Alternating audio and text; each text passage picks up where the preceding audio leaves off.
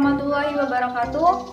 Halo teman-teman, kembali lagi bersama saya Rizka Nurulaili, NPM 5018038 dari Prodi PGSD. Baiklah, pada kesempatan kali ini saya akan menjelaskan tentang konsep dasar dan prinsip pembelajaran tematik. Pembelajaran tematik terpadu sebagai pendekatan kurikulum 2013 SD atau MI. Pembelajaran tematik terpadu hanya berlaku pada kelas 1 sampai dengan kelas 6. Dalam pembelajaran tematik terpadu hanya berfokus pada tema alam dan kehidupan manusia, seperti matematika, bahasa Indonesia, PKN, penjas osrek, ilmu pengetahuan alam, dan ilmu pengetahuan sosial. Sedangkan pembelajaran seperti agama tidak termasuk ke dalam tematik terpadu. Selanjutnya saya akan menjelaskan tentang pengertian pembelajaran tematik. Pembelajaran tematik adalah pembelajaran yang menggunakan tema dalam mengaitkan beberapa mata pelajaran sehingga dapat memberikan pengalaman yang bermakna bagi siswa. Dalam hal ini, guru harus mampu membangun keterpaduan dalam satu tema. Adapun fungsi pembelajaran tematik terpadu.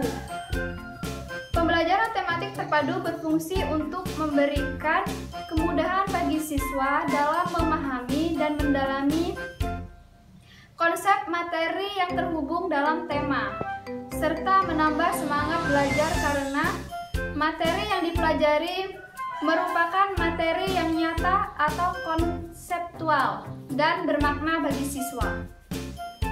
Sebagai suatu model pembelajaran di sekolah dasar, pembelajaran tematik memiliki karakteristik sebagai berikut. Yang pertama, pembelajaran tematik berpusat pada siswa. Hal ini sesuai dengan pendekatan belajar modern yang lebih banyak menempatkan siswa sebagai subjek belajar. Sedangkan guru lebih banyak berperan sebagai fasilitator yang memberikan kemudahan-kemudahan kepada siswa untuk melakukan aktivitas belajar. Kemudian yang kedua, pembelajaran tematik memberikan pengalaman langsung kepada siswa.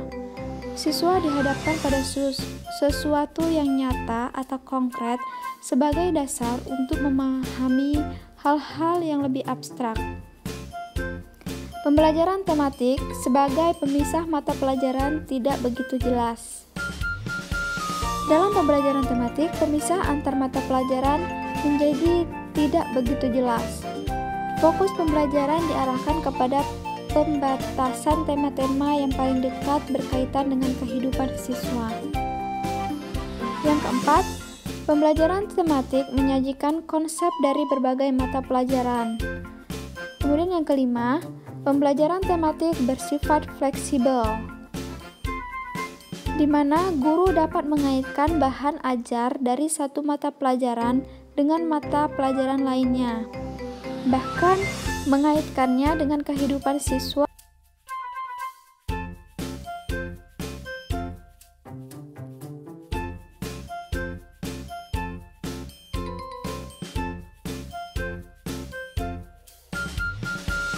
Latar belakang dan ruang lingkup pembelajaran tematik.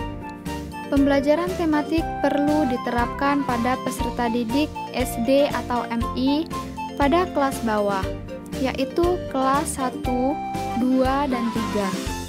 Yang mana pada usia tersebut pola pikir mereka masih bersifat holistik atau kesatuan. Maka model pembelajaran terpadu atau tematik perlu diterapkan agar mereka tidak mengalami kesulitan dalam mengikuti pembelajaran dengan baik. Maka diharapkan tingginya angka mengulang kelas serta putus sekolah dapat terkurangi. Adapun ruang lingkup pembelajaran tematik meliputi seluruh mata pelajaran inti pada kelas 1, 2, dan 3 madrasah atau sekolah dasar, yaitu meliputi pendidikan agama, bahasa Indonesia, matematika, sains, pendidikan kewarganegaraan, ilmu pengetahuan sosial, seni budaya, dan keterampilan, serta pendidikan jasmani, olahraga, dan kesehatan. Landasan filosofis, yuridis, dan psikologi pembelajaran tematik.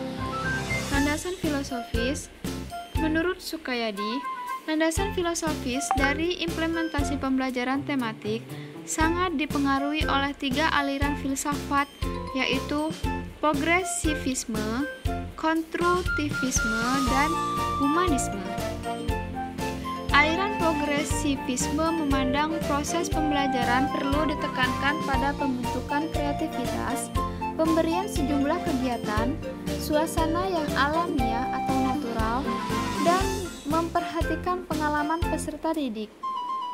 Aliran konstruktivisme melihat pengalaman langsung peserta didik sebagai kunci dalam pembelajaran. Menurut aliran ini, pengetahuan adalah hasil konstruksi atau bentukan manusia. Landasan psikologis. Landasan psikologis terutama berkaitan dengan psikologi perkembangan peserta didik dan psikologi belajar. Psikologi perkembangan diperlukan terutama dalam menentukan isi atau materi pembelajaran tematik yang diberikan kepada peserta didik agar tingkat keluasan atau kedalaman sesuai dengan tahap perkembangan peserta didik. Landasan yuridis. Landasan yuridis berkaitan dengan berbagai kebijakan atau peraturan yang mendukung pelaksanaan pembelajaran tematik di sekolah dasar.